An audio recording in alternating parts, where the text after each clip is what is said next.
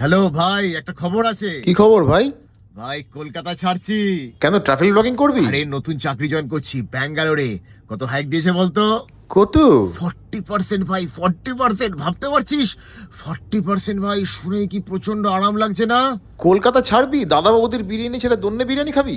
হ্যাঁ, ছেড়ে দেবো, কি আর করা যাবে। 40 ভাই, 40। আমারও একটা খবর আছে ভাই।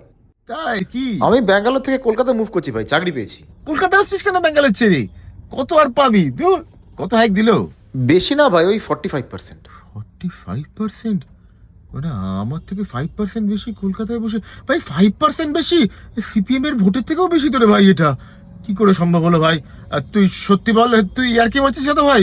না, তুই ইয়ার্কি মারছিস ভাই। Dark comedy, dark comedy. হ্যাঁ ভাই, বল। আরে না ভাই, সত্যি আমি পেয়েছি নতুন চাকরি কলকাতায়। আচ্ছা, ঠিক আছে। কলকাতায় বসে আমার থেকে বেশি মাইনে পাবে, আমি ব্যাঙ্গালোরে বসে ওর থেকে কম মাইনে পাবো? এ কি করে সম্ভব? না, মানতে পারছি না। নিশ্চয়ই আর কি মারছে, নিশ্চয়ই আর কি মারছে। মানসিক শান্তি চাই, মানসিক শান্তি চাই। কলকাতায় বসে আমার থেকে বেশি মাইনে কেমন করে পেতে পারে?